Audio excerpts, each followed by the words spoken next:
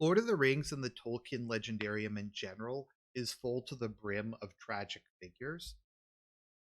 Whether they're figures such as Frodo or Denethor, whose circumstances have really beaten down, or they're figures like Saruman or Sauron or Morgoth, whose downfalls come from their own defects of character or own impure ambitions.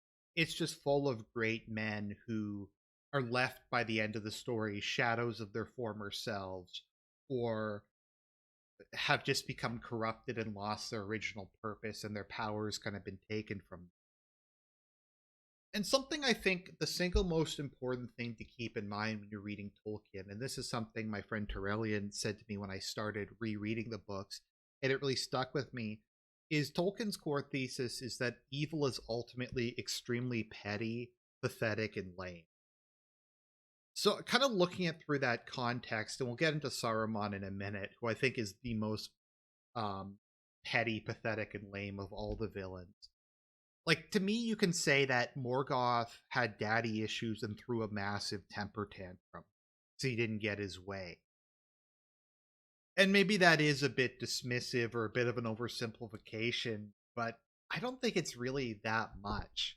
It was his own kind of pettiness and his pride and his anger at perceived slights, from my understanding, that is what made him evil and brought about the downfall of who had been the greatest of the Valar. And we can talk about what I think Sauron's motives were later on, but once again, he was, from my understanding, the greatest of the Maya. He was the greatest smith, other than Yule, or however you pronounce his name, his master. He was a genius. He had a very exalted position, and he left that behind to reign in Middle Earth rather than serve in Valinor.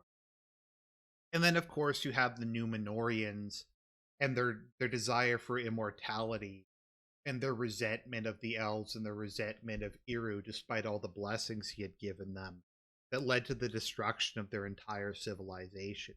So this is a very recurrent theme. But I think the single most petty and most tragic downfall in the entire franchise, or whatever you want, extended universe, or whatever you want to call it, is Saruman. And Saruman kind of reminds me a bit of Solomon, because I think part of the point of Solomon in the Bible is he's supposed to be someone who God gave everything to, and he still screwed it up. And it's to say, even with like all the wisdom in the world and all the luck in the world, it can still wind up to be a mess. And I think that really describes Saruman well, because he was one of the greatest Maiar. I think he might have been the second greatest.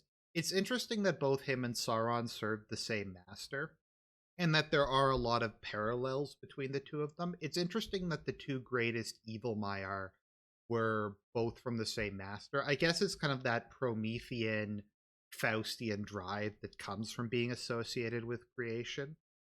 But he was a truly great Maiar. He was loved, he was respected. When they sent the Astari, or the wizards, to Middle Earth, they made him their leader, they made him their boss. He was arguably the most powerful being, other than maybe, I don't know how strong Galadriel was in comparison to him, or Sauron. Although Sauron was kind of disembodied, he was arguably the most powerful being in Middle Earth.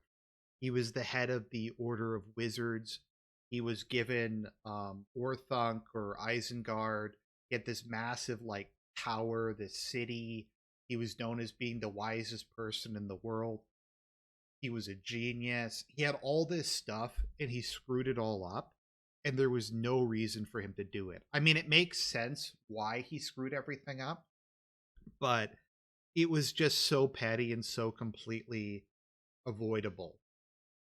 So I think to understand the reasons why Saruman fell, you have to look at two figures in his life that he felt immense envy towards, Gandalf and Sauron. Because I think he felt immense envy towards both of them, because I think they were, at least he perceived them as being better than him in specific ways, and he was an immensely proud person, and he couldn't tolerate Sauron being better than him at something, or Gandalf being better than him at something.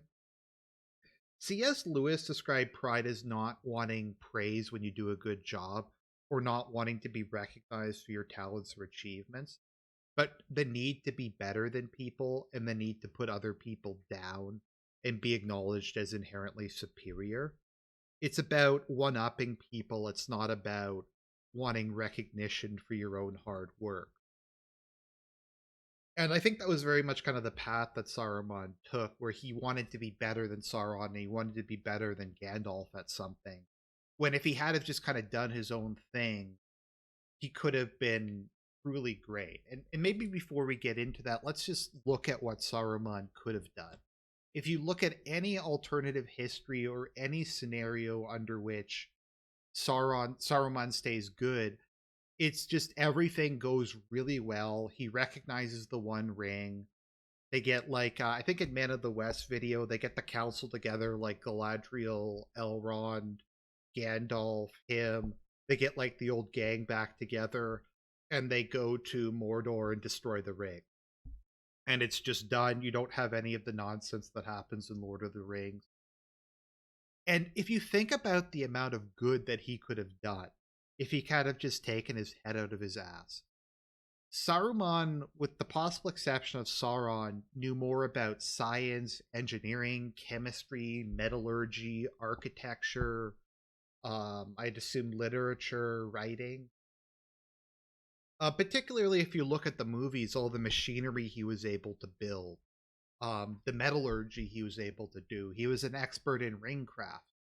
Imagine if instead of like sulking and spending all his time plotting his world domination and seething about Gandalf and Sauron, he had have gone out and act as a guide to the men of the world. If he had have gone to Gondor and taught them all his knowledge.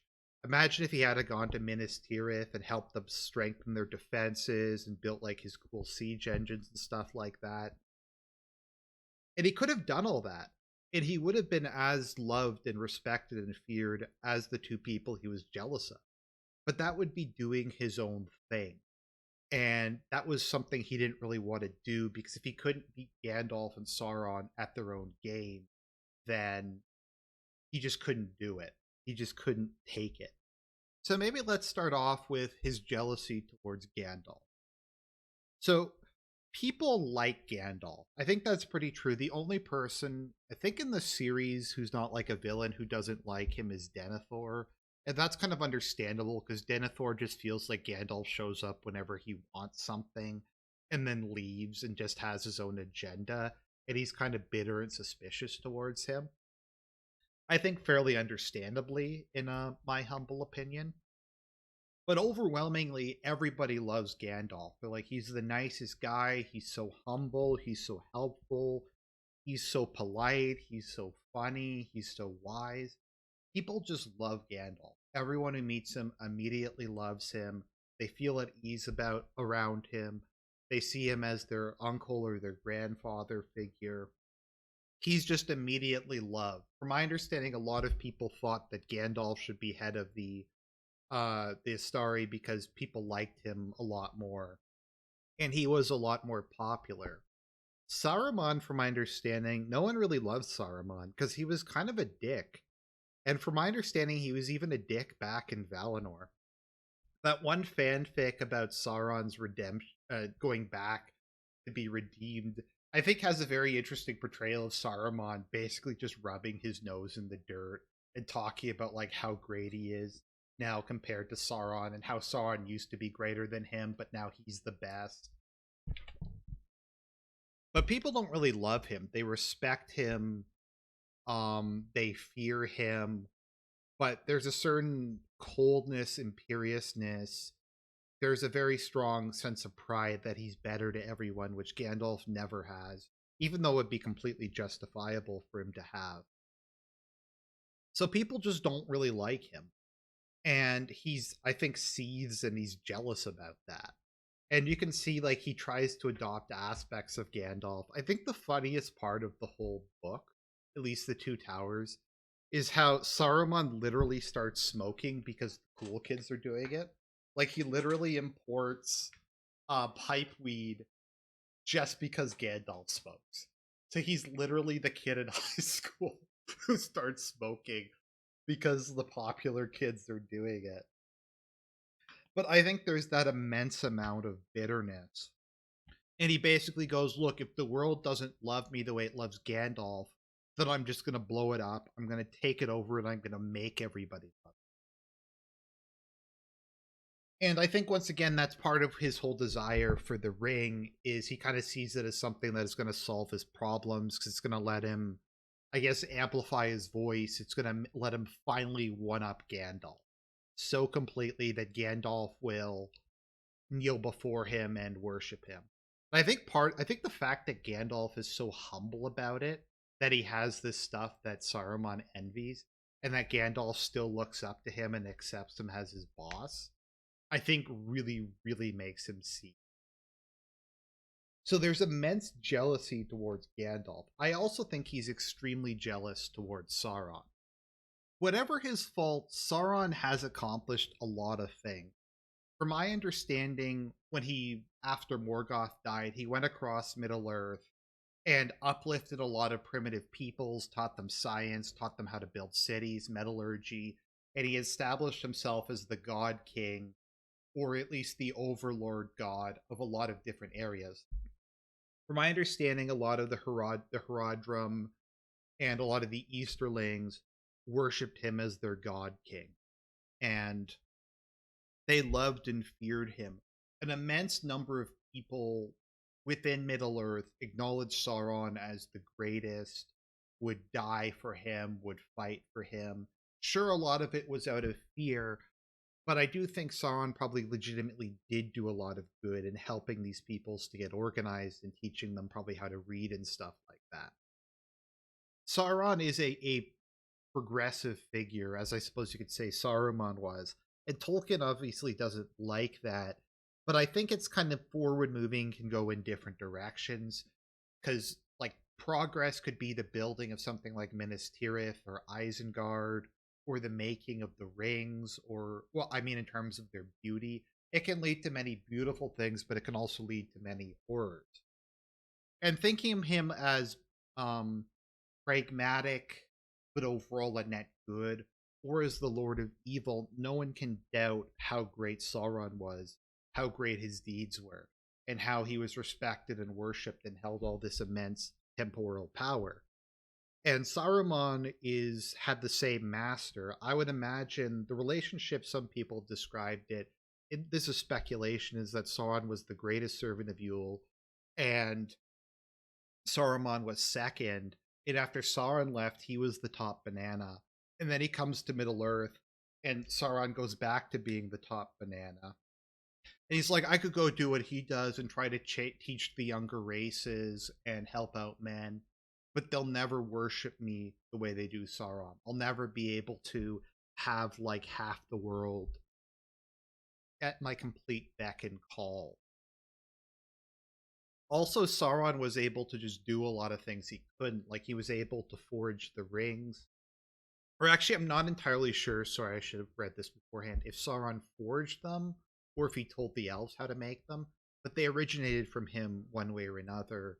And that was like another thing Saruman teased about, because he hadn't made anything as cool as that. And once again, it's very, very petty. It's, I want to be a god king too, mommy. I want to be the kid that everybody likes. And once again, if he had have just done his own thing, he could have. It's so unnecessary that he had to go to the lengths he did. But I think you can really see his jealousy with Sauron is, from my understanding, I'm not sure how well it's defined in the books, but I've talked to some people who know more about it than me. He actually wound up making his own ring, which was a copy of the One Ring. Now, or something to that effect. I'm not sure if it was, although I've seen some people say Sauron gave it to him, but I'm not sure exactly. It probably doesn't really matter. The point is, Saruman had a ring. I don't know how well it worked, but it was in some way linked to the One Ring. And the speculation is, when the One Ring was destroyed, as with the other rings like the Nine and the Elven rings, the other rings all lost their power. And that's why Saruman loses his power. And he's a shell of his former self when we see him at the Scouring of the Shire. So whether or not it actually served any practical purpose, that was very clearly him trying to be like Sauron, trying to one up him, trying to say, well, you have the cool ring, I have a cool ring too, and my ring's cooler than you. And once again, that's kind of a flippant way of putting it, but in the Tolkien verse, it's evil is super petty, and no one was more petty than Saruman. And so, like I said, he's like, I'm going to make my own ring. I'm going to make myself God King of Rohan and like the Western world. I'm going to build Uruk-hai and do things that Sauron couldn't do because my Uruk-hai are white hand Uruk-hai. And they're smarter and they're more disciplined than Sauron's Uruk-hai. And that more or less kind of led him down the path. Now, from my understanding, he was kind of an integral part of Gandalf not recognizing the One Ring, as he was insistent that the One Ring was completely lost, that it was out somewhere in the middle of the ocean, and that they shouldn't even like look for it. And Gandalf, I think, was about to tell him about it, but then he had a second thought, and something was telling him, aka Uru, that it wouldn't be a good idea to tell Saruman about it, because yeah. So Saruman lied about where it was because he was trying to find it himself. Because if he got it and he put it on, then he'd be the cool kid. And he really like starts to lose it as time goes on. Like when he says to Gandalf, "Okay, my plan to defeat Sauron is to join him." And then you're like, you can see Gandalf going, "That's a really stupid idea." And then Saruman's like, "You're just not big brained enough to get it, Gandalf. Invading Rohan and killing everybody there is going to help us defeat Sauron. So by accomplishing his military objectives, by fighting amongst ourselves, it's that's how we're going to beat him. You're small brained. I'm galaxy brained. I'm the leader of the Astari. You just have to take my word for it." And it all blew up in his face. How helpful do you think those White Hand Uruk-hai would have been defending Minas Tirith? Or, like I said, if he had been there helping the Gondorians fortify their defenses, make better armor, building them siege weapons and like grenades or whatever the kind of stuff he made was. But no, he's like, I'm going to be a warlord like Sauron. But he just wasn't Sauron. And he couldn't be Sauron. And his attempt at it ended with a complete disaster. And ultimately, it was pathetic. He sent his entire army out to attack a highly fortified position just to prove how great he was. Isengard got completely wrecked, and he wound up as like some lame crime boss ruling over the Shire with a bunch of like half orcs. And that's Saruman, a man that Eru had given everything, a man who had everything, but his extreme pettiness, jealousy, and pride brought him down. And at the end, after he dies, he's a Maiar, so he's immortal. From my understanding, his spirit tries to go back to Valinor, but it's blown away by the wind. So as with Sauron, he's doomed to wander the earth eternally until the second music. And it's really sad. And like I said, it's a tragedy. It's a very tragic figure. I'd say the only other person who comes close is maybe Denethor, who in his youth was a truly great man who did much to restore Gondor to its former glory, but decades of loss and pain and the death of his sons just drove him to madness and despair. He is I guess Frodo to a certain extent, because Frodo is kind of left a broken man by the end of Lord of the Rings and has to leave to the West because he can't really exist in this world anymore because it took so much out of him bearing the ring. So that's the character profile. I hope you enjoyed it. God bless everyone, and more content to come.